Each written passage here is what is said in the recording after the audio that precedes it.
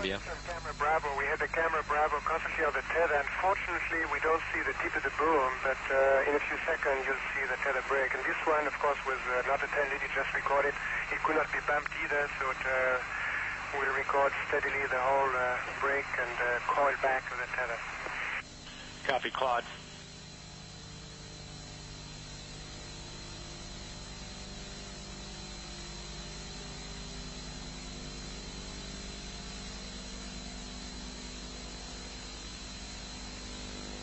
Go.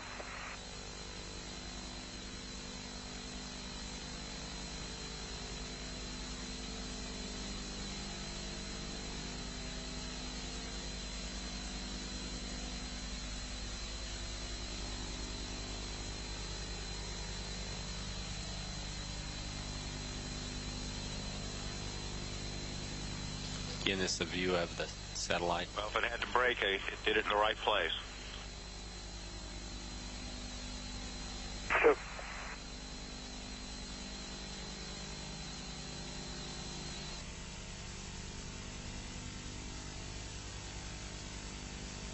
The left-hand corner there, straight as an arrow. So it seems from here.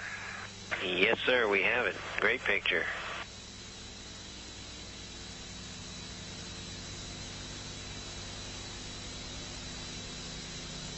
It came and went pretty quick, but that was about as much as we have of it.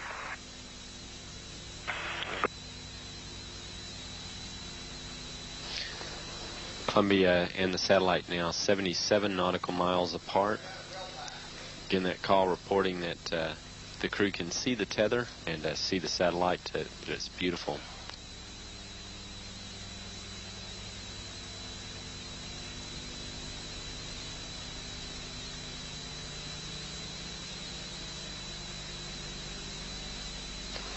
This view showing the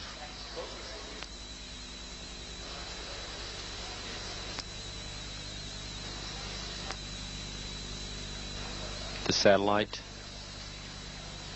Again, just moving into sunrise. 81 nautical miles now from Columbia.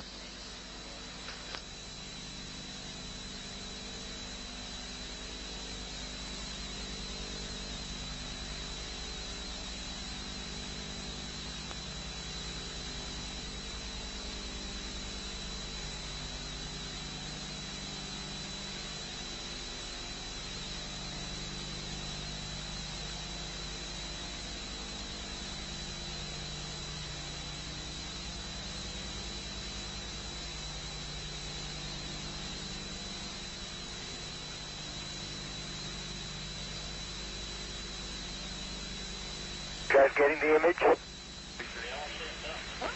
Franklin, we see a long line, a couple of star-like things, and a lot of things swimming in the foreground. Can you describe what you're seeing? Well, the long line is a tether, and there's a little bit of debris that kind of flies with us, and it's illuminated by the sun at such low angle. So there's a lot of stray light, and it's getting washed out quickly, but Claude is trying to do a quick, good job here adjusting the cameras. Copy that. Again, that description by the crew, this is the tether in the satellite with approximately 12 miles of tether still attached to it. Columbia and the satellite now just passing over the west coast of northern Africa. The two spacecraft now 90 nautical miles apart.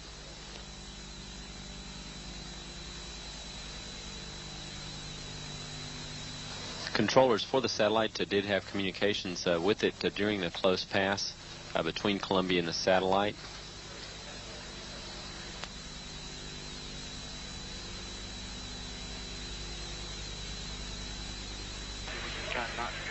Columbia, Houston, that's a much better view, a lot more contrast visible. And how wide does that tether appear to be? It seems to resemble a much wider strand than we'd expect. Can you describe which way the satellite is visible on that strand?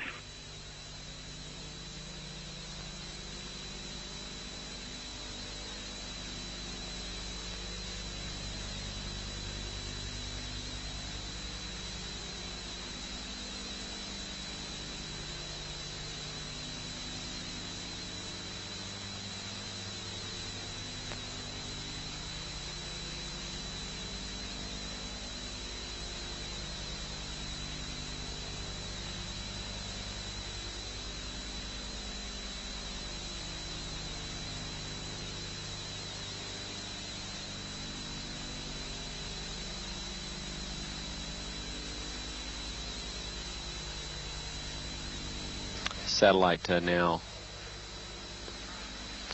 100 nautical miles. Charlie, completely unzoomed, and you see the full extent of the tether. I try to adjust the focus, but I can't get better than that. Okay, Claude. Thank you. I'm going to zoom in now.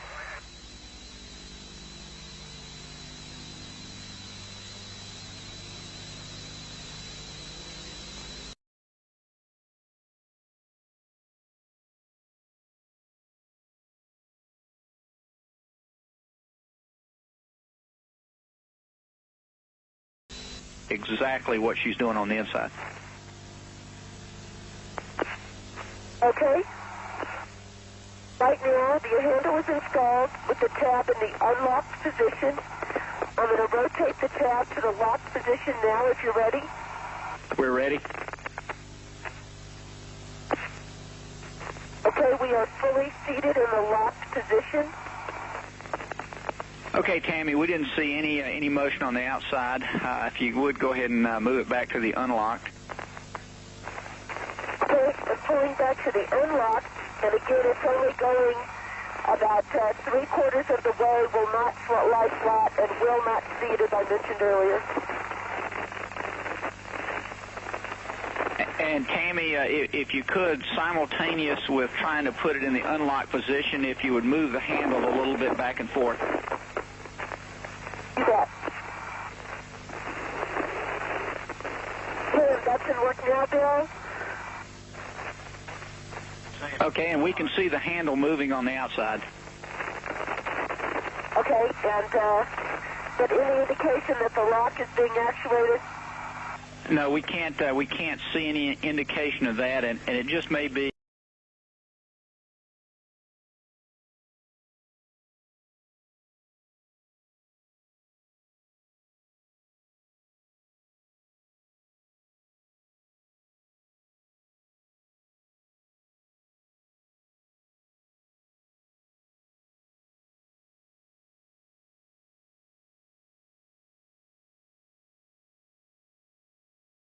A bad angle and too dark. Amidst the 2,500 hours of NASA footage recorded by Martin Stubbs, we have seen countless examples of the spheres, the first space phenomenon. But until now, few have ever come across, least of all seen described, what has been labelled the second space phenomenon. Those that have been left speechless, including eminent scientists, astrophysicists and, as we have learned, highly placed figures within the Canadian Space Agency. Someone who was prepared to comment publicly after being shown less than 5 minutes of the footage was Guido Negro, director of the SETI radio telescope at Golden Grave Observatory in Western Australia. What, we asked, did he make of it all?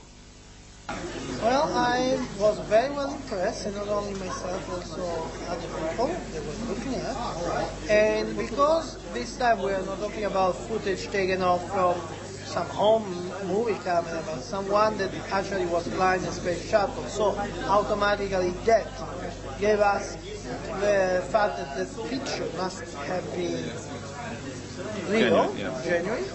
Well, I was very well impressed. And maybe this will prove that there is something else that we are not aware of, at least officially. That if the footage that we saw comes to be true and really are showing an alien spacecraft or something like that, I say that if there is a cover-up, the people who are doing this cover-up are an enemy of entire Earth race, because we are not children, and we must know we must know the truth. It doesn't matter if there are people that are they don't know how to handle the truth. Well, the majority of us will, and if there is a cover-up, I think it's time that the cover-up goes.